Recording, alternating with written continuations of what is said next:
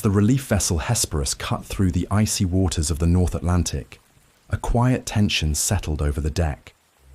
The seas had kept her at bay for days, fierce winds and high swells delaying her arrival.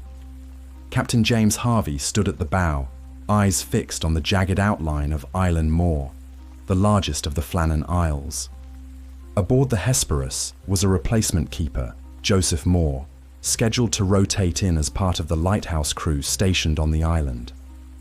But from the moment the island came into view, something felt wrong. The lighthouse, perched high above the churning sea, was dark, its signal lamp unlit. The flagpole stood bare, and the landing was empty, no one waiting to meet them. As the ship neared the island, Captain Harvey sounded the horn. There was no reply. He fired a signal flare into the sky. Still, no movement from the station. With the lighthouse still silent, he ordered a small landing party ashore. Joseph Mòr led the climb up the steep, sea-beaten steps. He later recalled a strange unease as he approached the station. The gate was closed. The door to the lighthouse, locked. As he unlocked it and stepped inside, he found the rooms empty. No sign of anyone at all. Join us as we examine the mystery of Eilean Mòr, the Flannan Isles lightkeepers.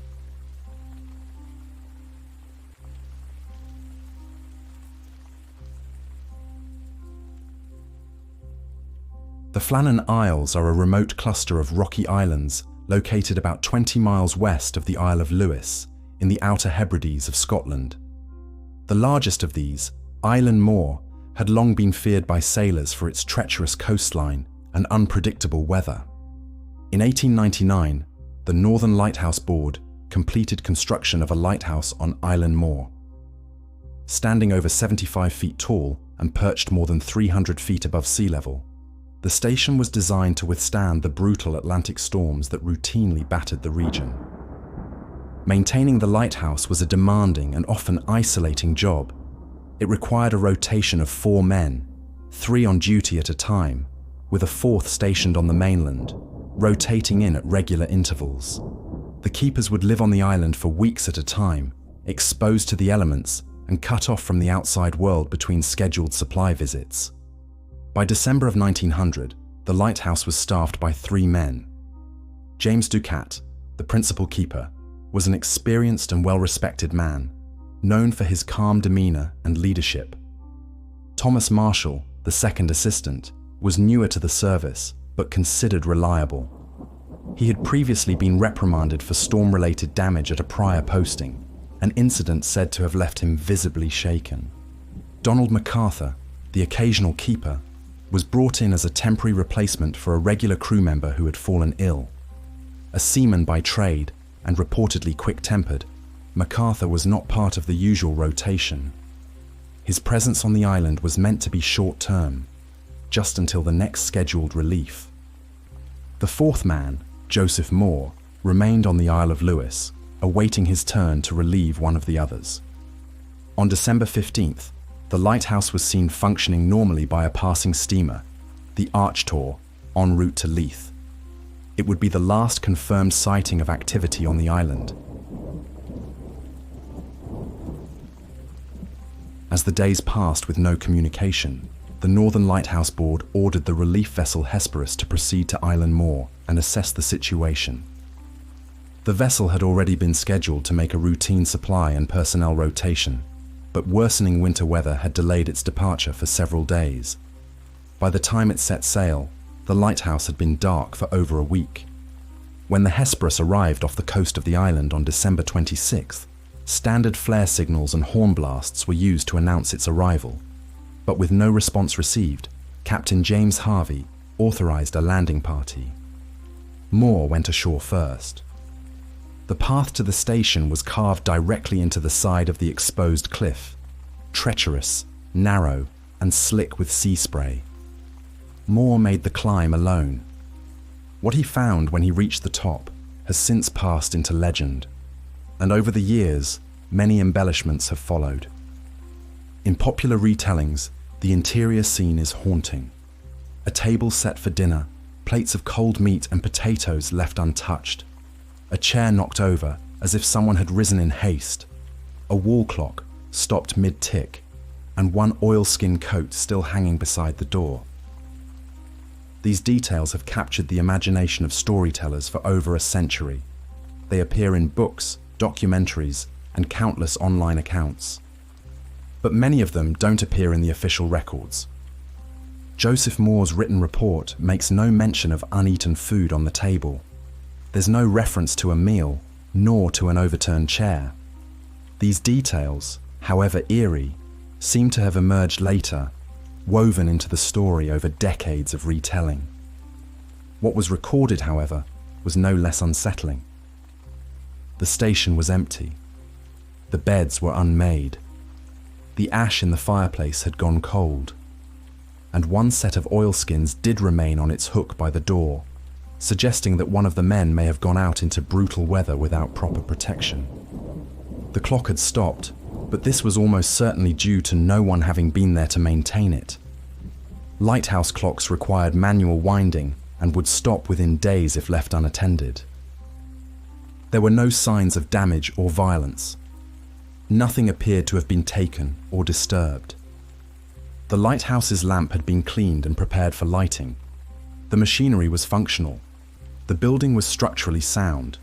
Everything was in order, except that the 3 men assigned to run the station had vanished. With the interior inspected and no sign of the keepers, Joseph Mòr and several members of the Hesperus crew turned their attention to the rest of the island. They began a methodical search of the grounds, first around the lighthouse compound and then down the winding paths toward the western landing. What they found there raised even more questions. The western side of Eilean Mòr was known to be more hazardous, exposed directly to the open ocean. There, the team found signs of recent storm damage. A storage box near the landing platform had been smashed open, its contents scattered.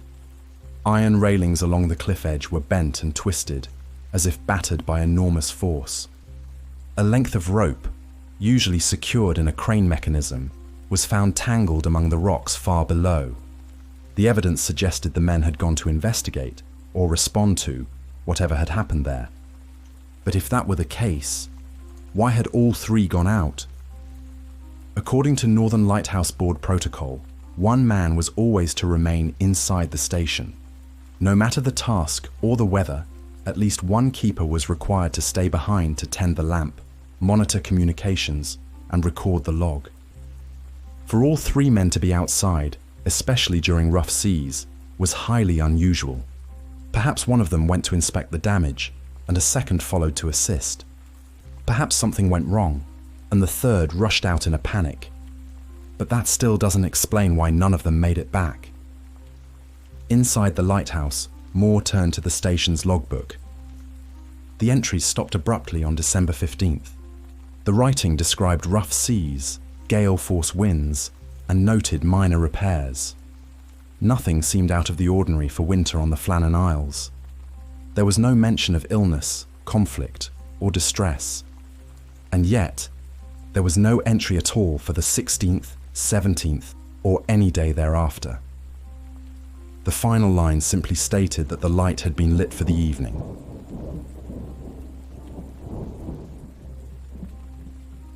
In the decades following the disappearance, one of the most enduring and widely accepted explanations has been the rogue wave theory, a theory rooted in nature's raw, unpredictable power. Rogue waves are rare but well-documented phenomena, towering walls of water that can rise over 100 feet without warning. They've shattered oil rigs, torn apart ships, and swept entire crews into the sea. One of the keepers may have gone out to inspect storm damage near the western landing. Another followed to assist. Something went wrong, and the 3rd man rushed out, perhaps against regulation, in a frantic attempt to help his crewmates. At that moment, the sea rose. In an instant, a monstrous wave could have struck the landing, engulfing all 3 men and carrying them out to sea. It's a theory that fits the evidence, the damage, the twisted railings, the silence that followed. But it raises questions too. Why would one of the men, presumably the one whose oilskins were still hanging by the door, have stepped out into brutal weather without protective gear? Why would experienced keepers, trained to follow strict rotation protocol, all leave the station unattended? Even so, many consider this the most rational explanation, not the most satisfying, not the most dramatic, but perhaps the most tragically human. Another theory suggests that the answer lies not in the sea, but in the mind. Life on Eilean Mòr was harsh, cold, and deeply isolating. Weeks on end with no contact from the outside world, battered by storms, confined to stone walls and routine. It was enough to wear down even the most disciplined men. According to this theory, one of the keepers, perhaps Donald MacArthur, known for a short temper, succumbed to the psychological strain. A disagreement turned into an argument. An argument turned into violence. In the chaos, one man was killed, then another, trying to intervene. And when it was over, only one man was left. A man alone, isolated and unstable. Some believe he may have suffered a complete mental break. Guilt, fear, and the weight of what had happened drove him into the storm. Or he lingered in the lighthouse for hours, maybe days, alone with the silence and the lamp, knowing the Hesperus would eventually come, pacing the stone corridors, unsure whether to confess or disappear. Perhaps he prepared the station one last time, wound the mechanism, cleaned the lens, arranged the oilskins at the door, trying to restore order in the wake of chaos, and then stepped outside, into the wind, into the waves.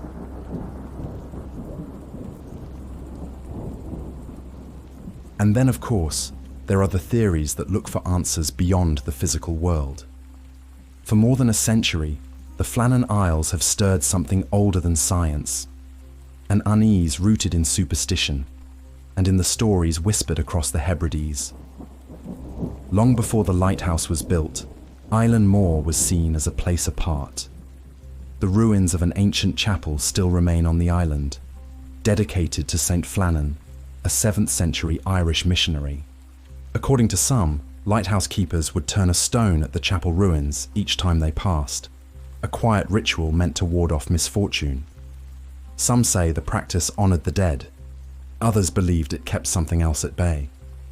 Local legends speak of the little people, ancient, unseen beings that drift between the rocks and sea mist. They were neither good nor evil, but unpredictable, tricksters of old, who could lure the unwary away with voices on the wind or strange lights in the fog. Stories from across the Hebrides tell of men who vanished after hearing whispers in the night, who followed a shadow beyond the cliffs and never returned, who simply stepped out into the mist and were never seen again. On Eilean Mòr, a place already so remote, so battered by weather and silence, these beliefs carried weight. To some, the keepers weren't taken by storm or madness. They were taken by the island itself, by whatever moves through its fog when the wind is high and the stones are left unturned.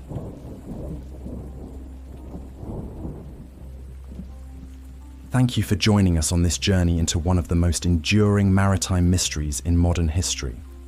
The story of the Flannan Isles lightkeepers continues to fascinate, unsettle, and inspire over a century later. If you enjoyed this episode, consider subscribing, rating, or sharing it with someone who loves a good mystery. And as always, this is Lost in the List.